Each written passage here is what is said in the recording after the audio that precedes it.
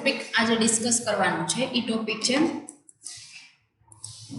Job description. તો તમારે જે જોબ ડિસ્ક્રિપ્શન આપવાનું છે કે જોબ એનાલિસિસ પછીની જે સેકન્ડ પ્રોસેસ છે, ફર્સ્ટ પ્રાયોરિટી આપણે આપશું જોબ એનાલિસિસને, બરાબર છે, કે ડેટા કલેક્ટ કરી અને એનું એનાલિસિસ કરશું. પછી સેકન્ડ જે આપણે આપશું એ સેકન્ડ જે આપણે પ્રોસેસ કરશું જોબ ડિસ્ક્રિપ્શન છે, કે આપણે એનાલિસિસ કર્યું એના પ્રમાણે ડિસ્ક્રાઇબ કરશું કે હવે આપણે જોબમાં કયા પ્રકારની ક્વોલિટી સ્કિલ્સની જરૂર છે. Meaning, the job description is the result of job analysis. In other words, job description is also called the byproduct of the job analysis. બરાબર, કે જોબ એનાલિસિસની બાય પ્રોડક્ટ છે આપણે જોબ ડિસ્ક્રિપ્શનને કહી શકીએ. કે જોબ એનાલિસિસ કરશો એટલે બાય પ્રોડક્ટ આપણને ખબર પડી જ જશે કે જોબ ડિસ્ક્રિપ્શનની અંદર શું કરવાનું છે, એટલે કે એની અંદર શું કન્ટેન્ટ લખવાનું છે, કઈ ક્વોલિટીની જરૂર પડશે, શું કરવાનું છે, કયા સ્ટેપ્સ લેવાના છે, ઓલરેડી આપણે જોબ એનાલિસિસની અંદર આપણે કરી લીધું છે. એના રિઝલ્ટમાં આપણને જોબ ડિસ્ક્રિપ્શન છે એ મળી જશે. ફોર એક્ઝામ્પલ, આપણે દૂધ કે એવું બધું મીન્સ કે ઘી કેવું બનાવતા હોય કે એવું બનાવતા હોય તો તમે જુઓ તો એની અંદર તમને છે એ છાશ જે છે એ તમને શું મળે, કે ઓલું કીટું છે, આ દૂધ ઘી બનાવે તો કીટું આપણને બાય પ્રોડક્ટ મળી જાય.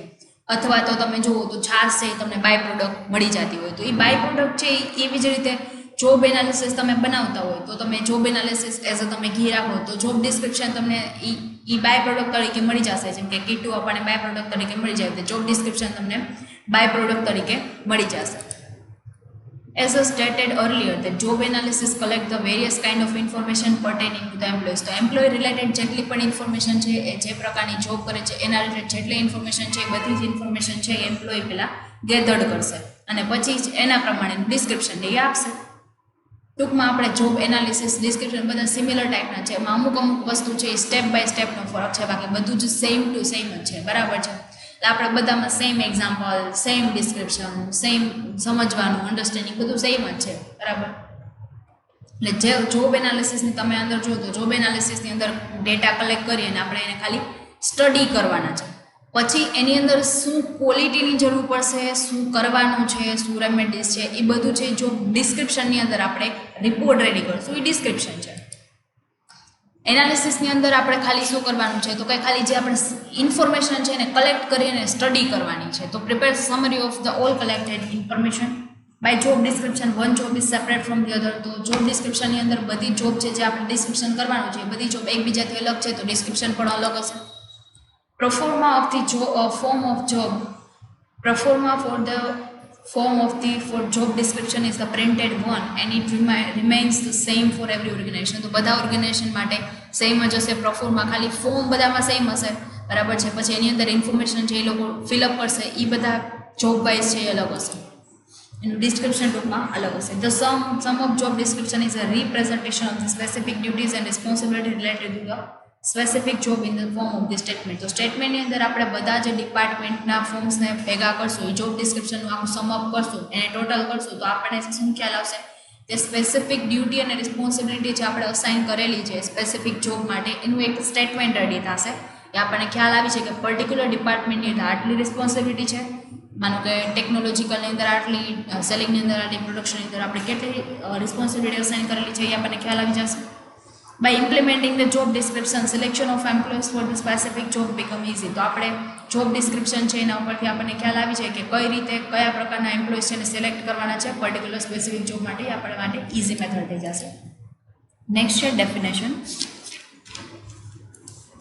તો job description is considered as the organised and real prospectors duties and responsibilities of the specific job. તો એડવિન એફ બી ફ્લિપો છે એના પ્રમાણેની છે એ આ મેથડ છે કે જેમાં તમને એ બતાવવામાં આવેલું છે કે તમે પ્રોપરલી જે વર્ક કરો છો અથવા તો જે જોબ તમે પરફોર્મ કરો છો તો એ ઓર્ગેનાઇઝડ મેનરની અંદર છે. તમને એના માટે માનો કે તમને ડ્યુટીઝ છે એ ફૂલ આપી દીધી છે, તમને ઘણું બધું વર્કલોડ આપી દીધું છે પણ એના પ્રમાણેની ઓથોરિટી અને રિસ્પોન્સિબિલિટી નથી આપેલી તો તમે પર્ટિક્યુલર જોબ છે સ્પેસિફિક જોબ છે પરફોર્મ નહીં કરી શકો.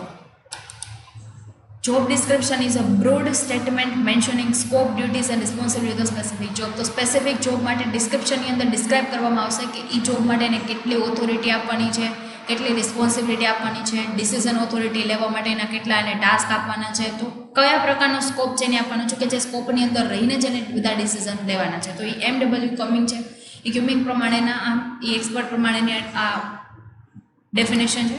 નેક્સ્ટ ડેફિનેશન આપણી છે જે લાસ્ટ ડેફિનેશન છે job description is utmost essential for the attaining the goal of job analysis. તો જોબ એનાલિસિસની અંદર આપણો જે ગોલ હતો કે પર્ટિક્યુલર જોબ માટે આપણે પર્સન અસાઇન કરવાનું છે અને ડ્યુટીઝ ને રિસ્પોન્સિબિલિટીને વર્ક આપવાનું છે, એ આપણે એસેન્શિયલ છે કે જે આપણે ગોલની અંદર એની અંદર આપણો ગોલ છે એ અચીવ થશે. તો job description is a return statement of responsibility situation લાવ ઇટ્સ ઓફ ધી જોબ. તો જોબની અંદર આપણે જે વ્યક્તિને જેટલી રિસ્પોન્સિબિલિટી આપવાની છે આપણે એક રિટર્ન સ્ટેટમેન્ટની અંદર લખી નાખશું. એની અંદર એ સાઇન કરશે કે ફ્યુચરમાં કે ડિસેપ્યુટ થાય છે તો જોબ ડિસ્ક્રિપ્શન ઉપર બેઝડ ઉપર આપણે એમને કહી શકીએ. તો એ બ્રુન્સ લેન્સ છે એના પ્રમાણે આ જે ઇન્ફોર્મેશન છે એ આપણે એમને આ ડેફિનેશન આપેલી છે જોબ ડિસ્ક્રિપ્શનની. નેક્સ્ટ છે difference between the job analysis and the job description. તો એના વચ્ચેનો શું ડિફરન્સ છે? તો ફર્સ્ટ જે સ્ટેપ છે એ જોબ એનાલિસિસ છે. સેકન્ડ છે એ તમારો સ્ટેપ છે જોબ ડિસ્ક્રિપ્શન છે કે જે પર્ટિક્યુલર પર્સન સ્પેસિફિક જોબ માટે અસાઇન કરવા માટે આ પ્રોસેસ છે એ તમારે ફોલો કરવાની છે. ફર્સ્ટ પોઈન્ટ છે જોબ એનાલિસિસ અને ડિસ્ક્રિપ્શન. તો પહેલાં પર્પસ. એની અંદર જોબમાં એનાલિસિસની અંદર the purpose of job analysis is to obtain in depth and universal information about the job. તો ખાલી તમારે ઇન્ફોર્મેશન ગેધર કરીને એનાલિસિસ કરવાની છે. ડિસ્ક્રિપ્શનમાં છે obtain specific information regarding specific job. Job એનાલિસિસની અંદર બધા જ જોબ છે એની ઇન્ફોર્મેશન ભેગી કરીને સ્ટડી કરવામાં આવશે. ડિસ્ક્રિપ્શનની અંદર પર્ટિક્યુલર જોબ છે કારણ કે બધા જ જોબની અંદર રિસ્પોન્સિબિલિટી ઓથોરિટી અલગ અલગ હોય એટલે પર્ટિક્યુલર જોબ માટે પર્ટિક્યુલર ડિસ્ક્રિપ્શન આપવામાં આવશે. નેક્સ્ટ જોબ માટે નેક્સ્ટ ડિસ્ક્રિપ્શન, આવી રીતે પર્ટિક્યુલર સ્પેસિફિક જોબ માટે છે ડિસ્ક્રિપ્શન આપવામાં આવશે. Next analysis. It is the detail analysis of the job અને it is the short summary of the job. આમાં છે આપણે એનાલિસિસ તો સ્ટડી ડેપ્થની અંદર કરવું પડે, ડિટેલ કરવું પડે. જ્યારે ડિસ્ક્રિપ્શન છે એ તો શોર્ટની અંદર આપવામાં આવશે કે તમારે જે પ્રકારનું વર્ક કરવાનું છે એ પ્રકારનું વર્ક તમને શોર્ટ સમરી રેડી કરી દેવામાં આવે છે. વન બાય વન વર્ક તમારે એક ફોલો કરવાનું છે. Priority. It is the given first priority and it means that is done first. તો ફર્સ્ટ જે સ્ટેપ છે એનાલિસિસ હશે, સેકન્ડ સ્ટેપ તમારું જોબ ડિસ્ક્રિપ્શન હશે. કે એનાલિસિસ છે એના રિઝલ્ટમાં તમને ડિસ્ક્રિપ્શન મળી જશે. તો it is given first priority, not given first priority. It is made after the job analysis done. Job analysis પૂરું થયા પછી ડિસ્ક્રિપ્શન છે એ કરવામાં આવશે. પ્રોસિજર. ઇસ procedure is a complex and ઇસ પ્રોસિજર ઇઝ સિમ્પલ. તો કોમ્પ્લેક્સ પ્રોસિજર છે એ એનાલિસિસની છે અને જે નેક્સ્ટ તમારી જે સિમ્પલ પ્રોસિજર છે ડિસ્ક્રિપ્શનની, કારણ કે એમાં તમને જોબ એનાલિસિસ છે એ મેઇન પ્રોસિજર છે જેની અંદર રો મટીરિયલ ડેટા હશે અને એના બેઝમાં તમને જે રિઝલ્ટ છે એની અંદર જે તમને કન્ટેન્ટ રેડી મળશે એ જોબ ડિસ્ક્રિપ્શન છે. એટલા માટે તમારે કોઈ એવા એફર્ટ્સ કરવાની જરૂર નથી. એટલે સિમ્પલ પ્રોસેસ છે. મેઇન પ્રોસેસ તમારી જોબ એનાલિસિસ છે. નેક્સ્ટ છે advantages of the job description. તો એના એડવાન્ટેજીસ શું છે એ આપણે ડિસ્કસ કરવાના છે. ઇલાસ્ટિસિટી એટલે કે ચેન્જીસ છે જોબની અંદર કાંઈ પણ ચેન્જીસ આવે છે અથવા તો એન્વાયરમેન્ટની અંદર ચેન્જીસ આવે છે તો એ ચેન્જીસ પ્રમાણે તમારી જોબની અંદર પણ એના જોબના રૂલ્સ છે એને પણ ચેન્જ કરવા પડશે. તો એ ચેન્જીસ છે એ જોબ ડિસ્ક્રિપ્શનની અંદર થઈ જશે. કમ્પ્લીટનેસ. તો તમને જે પ્રકારની જોબ અસાઇન કરવામાં આવે છે એનું કમ્પ્લીટ નોલેજ તમને હોવું જોઈએ. એની જે સ્કિલ્સ રિક્વાયર્ડ છે એ કમ્પ્લીટ તમારી પાસે હોવું જોઈએ જેનાથી તમે જોબ છે એ કમ્પ્લીટ કરી શકો. Clear description. તો જોબ ડિસ્ક્રિપ્શનની અંદર તમને છે એ પ્રોપર રિસ્પોન્સિબિલિટી, ઓથોરિટી, સ્કોપ તમને આપી દીધા છે તો તમે એને ફોલો કરી અને તમે પ્રોપર ડાયરેક્શનમાં તમે એ વસ્તુ છે એ જોબ છે એ પરફોર્મ કરી શકશો. નેક્સ્ટ છે training, promotion and transfer.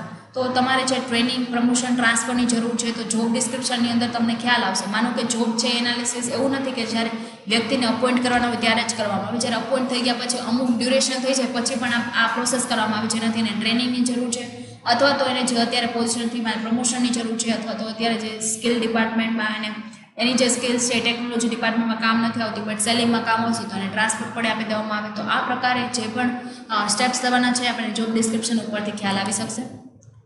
Last છે સિમ્પલ પ્રોસિજર. એક તો સિમ્પલ પ્રોસિજર છે કે તમે જોબ એનાલિસિસ કરશો તો એના રિઝલ્ટમાં તમને જોબ ડિસ્ક્રિપ્શન મળી જશે. એના માટે તમારે કોઈ ન્યૂ એફર્ટ્સ કરવાની જરૂર નથી અને એક તો શોર્ટ સમરી છે એટલે વધારે એફર્ટ્સ પણ નહીં થાય. જોબ ડિસ્ક્રિપ્શન છે એનો એડવાન્ટેજ આ પણ છે કે સિમ્પલ પ્રોસિજર છે. જોબ એનાલિસિસ છે એ તમારે કોમ્પ્લેક્સ પ્રોસિજર છે. Content of the job description. તો એનું કન્ટેન્ટ શું છે બરાબર છે. તો જોબ ડિસ્ક્રિપ્શનની અંદર તમે કયો કન્ટેન્ટ છે એ જેમ કે શોર્ટ સમરી રેડી કરવાની છે તો એની અંદર શું કન્ટેન્ટ છે તમે રેડી કરશો. Proper job title. તો તમે જે જોબ માટે ડિસ્ક્રિપ્શન બનાવો છો એનું પહેલાં તો તમારે જોબ ટાઇટલ આપવું પડે. ફોર એક્ઝામ્પલ તમે ટેકનોલોજીકલ ડિપાર્ટમેન્ટ માટે બનાવો છો તો તમે જે જોબ ટાઇટલ આપશો technological department versus selling department માટે છે તો સેલિંગ ટાઇટલ, પરચેસ માટે છે પરચેસ ટાઇટલ. તો જે તમે જે જોબ માટે ડિસ્ક્રિપ્શન બનાવો છો એનું પહેલાં તો પ્રોપર ટાઇટલ છે એ તમારે આપવાનું છે જોબ ટાઇટલ. જોબ સમરી, પછી એની અંદર જે વર્ક કરવાના છે, જે તમારે અસાઇન વર્ક કરવાના છે, કે જે કેટલા ટાઈમની અંદર પૂરા થશે, કયા ગોલ સુધી પહોંચવું છે, એ તમારે એક સમરી રેડી કરવાની છે. અને 1 by 1 કયા વર્ક કરવાના છે એ તમને ખ્યાલ આવી જાય. નેક્સ્ટ છે જોબ લોકેશન. તો તમે જે જોબ તમારે પરફોર્મ કરવાની છે કયા લોકેશન ઉપર કરવાની છે. ફોર એક્ઝામ્પલ, આપણે અલગ અલગ લોકેશન ઉપર આપણા ડિપાર્ટમેન્ટ્સ રહેલા છે, તો કયા ડિપાર્ટમેન્ટની અંદર કયા વ્યક્તિને વર્ક કરવાનું છે, તો એને જોબ લોકેશન પણ આપવું પડશે, જેની અંદર એને કયા પ્રકારનું એન્વાયરમેન્ટ છે એ ખ્યાલ આવશે. ડ્યુટીઝ અને રિસ્પોન્સિબિલિટી. તો ડ્યુટીઝ અને રિસ્પોન્સિબિલિટી આપણે ઓલરેડી આગળ ડિસ્કસ કરી લીધું છે કે કયા પ્રકારની ડ્યુટીઝ અને રિસ્પોન્સિબિલિટી એને પરફોર્મ કરવાની છે અને વર્ક કેટલું છે એના પ્રમાણે અસાઇન કરવામાં આવશે. એ એની જોબ ડિસ્ક્રિપ્શનની અંદર એને સમરી રેડી જ મળશે. Nature of supervision. તો તમે જે બોટમ લેવલ ઉપર માનો કે તમને અપોઇન્ટ કરવામાં આવે છે, તો તમારી ઉપર જે સુપરવિઝન કરશે એ લોકો કયા હશે, તમારે એના જેટલા પણ રૂલ્સ છે એ ફોલો કરવાના છે, એના ઇન્સ્ટ્રક્શન છે એ ફોલો કરીને વર્ક કરો છો. તો તમે જે સુપરવિઝન કરો છો, બરાબર છે, તો તમે અનસ્કિલ્ડ વર્કર છો તો તમારે વધારે સુપરવિઝનની જરૂર પડશે, અને જો તમે સ્કિલ્ડ વર્કર છો, એજ્યુકેટેડ વર્કર છો, તો તમારે ઓછા સુપરવિઝનની જરૂર પડશે. Machine tools and materials. તમને જે મશીન્સ છે, જે ટૂલ્સની અંદર વર્ક કરવાનું છે, તમારે જે પ્રકારના મટીરિયલ છે એની સાથે ડીલ કરવાનું છે, તો તમને એનું પ્રોપર નોલેજ હોવું જોઈએ, તો જ તમે એની સાથે ડીલ કરી શકો. અથવા તો તમારે ટ્રેનિંગની જરૂર હોય તો ટ્રેનિંગ તમને આપવામાં આવશે, જેનાથી તમે મશીન્સને પ્રોપરલી વર્ક કરી શકો. તો એન્જિનિયર અપોઇન્ટ કરો છો તો અત્યારે ખાલી એજ્યુકેશન લીધેલું છે અને કોઈ એક્સપિરિયન્સ નથી, તો તમારે એને ટ્રેનિંગ આપવી પડે કે તમારે જે મશીન્સ ઉપર વર્ક કરવાનું છે એનું પ્રેક્ટિકલ છે એ આવી રીતે વર્ક કરશે. Relation to the other condition. તો જે તમારે અધર કન્ડિશન્સ છે કે અધર જે સ્પેસિફિક વર્ક અથવા તો કોઈ અધર કન્ડિશન્સની અંદર તમારે વર્ક કરવાનું છે, જેમ કે પ્રમોશન તમારે કરવાનું છે, તો તમે જે અત્યારે જે જગ્યાએ વર્ક કરો છો એનાથી તમે પ્રમોશન કરશો તો તમારે કેવી જગ્યાએ વર્ક કરવાનું થશે, તો એ બે છે જગ્યાને કમ્પેરિઝન કરવામાં આવશે. અથવા તો અત્યારે તમે જે સેલેરી તમને આપે છે તો પ્રમોશન થશે તો એની સેલેરી શું છે, રિસ્પોન્સિબિલિટી છે વધી જશે. તો આ રીતે અલગ અલગ જે તમારી અધર કન્ડિશન્સ એની સાથે પણ તમારા જોબ ડિસ્ક્રિપ્શન છે એનું રિલેશન હશે. કે તમે અત્યારે માનો કે છેલ્લી રિસ્પોન્સિબિલિટી તમને આપે છે તો પ્રમોશન કરવામાં આવશે તો તમારી રિસ્પોન્સિબિલિટી વધી જશે. Working condition. તો તમારી વર્કિંગ કન્ડિશન્સ છે, તમને જે જોબ હેઝર્ડ્સ જે થાય છે અથવા તો ફિઝિકલ સરાઉન્ડિંગ તમારી આજુબાજુ છે જે વર્ક કરવામાં આવે છે એ ફ્રેન્ડલી નેચર છે કે નથી, અથવા તો તમારું જે એન્વાયરમેન્ટ છે એ સ્ટ્રેસવાળું એન્વાયરમેન્ટ, તો તમે સારી રીતે વર્ક ન કરી શકો, તમારો મોરલ છે એ ડાઉન થઈ જશે, તો તમે વર્ક નહીં કરી શકો. તો વર્કિંગ કન્ડિશન્સ જો તમને ફ્રેન્ડલી નેચરની આપવામાં આવે, તમારા પ્રોબ્લેમ્સ તમે વિધાઉટ ફિયર તમે કહી શકો, તો આ રીતે જો સારું એન્વાયરમેન્ટ હશે, મેનેજમેન્ટ લેબર વચ્ચે સારા જો રિલેશન હશે, તો તમે જોબ છે એ વ્યવસ્થિત છે પરફોર્મ કરી શકશો. નેક્સ્ટ છે અમેન્ડમેન્ટ. તો જે અમેન્ડમેન્ટ આવતા હોય છે, જેમ તમને પહેલો પોઈન્ટ મેં તમને સમજાવેલો હતો કે ઇલાસ્ટિક, તો જે પ્રમાણેનું જે ચેન્જીસ થશે એ ચેન્જીસ છે એને તમારે છે પ્રોપરલી તમારી ચેન્જીસ છે એ તમારા એન્વાયરમેન્ટના ચેન્જીસ સાથે નહીં, તમારા જોબમાં પણ ચેન્જીસ કરવા પડશે, બરાબર છે. કે કાંઈ પણ જ્યારે લીવની જરૂર છે અથવા તો જ્યારે પણ તમારે એન્વાયરમેન્ટની અંદર ટેકનોલોજીકલ ચેન્જીસ આવે છે, તો તમે માનો કે ટાઈપરાઇટરના અંદર વર્ક કરો છો અને કોમ્પ્યુટર આવે છે, તો તમારે કોમ્પ્યુટર માટે ટ્રેનિંગ લેવાની છે, તો તમારે ચેન્જીસ છે કરવો પડશે. તો અમેન્ડમેન્ટ જે રીતે આવે છે તો તમારી જોબ છે ઇલાસ્ટિક હોવી જોઈએ, ચેન્જીસ પ્રમાણે તમે તમારી જોબમાં પણ અમેન્ડમેન્ટ કરતા હોવા જોઈએ. અને તમે છે એ ટાઈમ ટુ ટાઈમ એન્વાયરમેન્ટ સાથે અપ ટુ ડેટ રહેવાનું છે, જેથી એન્વાયરમેન્ટની અંદર કાંઈ ચેન્જ આવે છે તો તમને એ ખ્યાલ આવી શકે. લાસ્ટ છે પોલિસીસ. તો પોલિસીસ જે તમે જોબ હોલ્ડર માટે બનાવેલી છે, તો એ તમારે પોલિસીસ જે પ્રકારની છે, તમે જે પ્રકારની જોબ એને અસાઇન કરી છે એનો ડ્રેસ કોડ અને તમારે આવવા જવાનો ટાઈમ અને એમનું કેટલી લીવ તમે આપશો, બરાબર છે, એની સેલેરી કેટલી હશે, જે પ્રકારની પોલિસીસ તમારી કંપનીની છે ને એને ત્યારે એને સેલેરી કયા ટાઈમે મળી શકશે, 1 થી 5 તારીખની અંદર, 1 થી 7 તારીખની અંદર, એ કેટલો મીન્સ કે કેટલું વિડ્રો કરી શકે, આ પ્રકારની જેટલી પણ તમારા કંપની રિલેટેડ એના જોબ રિલેટેડ પોલિસીસ છે એ તમારી જોબ ડિસ્ક્રિપ્શનની અંદર મેન્શન કરી દેવાની, જેથી જોબ હોલ્ડરને ખ્યાલ આવી શકે કે આ પ્રકારની કંપનીની પોલિસી છે, તો એ જે પ્રકારની જોબ એને કરવાની છે તો એ કંપનીના એન્વાયરમેન્ટથી ફેમિલિયર થઈ જાય, બરાબર છે. તો આ આપણું જોબ ડિસ્ક્રિપ્શનનું કન્ટેન્ટ હતું અને આપણા જોબ ડિસ્ક્રિપ્શનનો ટોપિક હતો. હવે જે નેક્સ્ટ ટોપિક આપણે ડિસ્કસ કરવાનો છે જોબ સ્પેસિફિકેશન, જે નેક્સ્ટ લેક્ચરમાં ડિસ્કસ કરશું.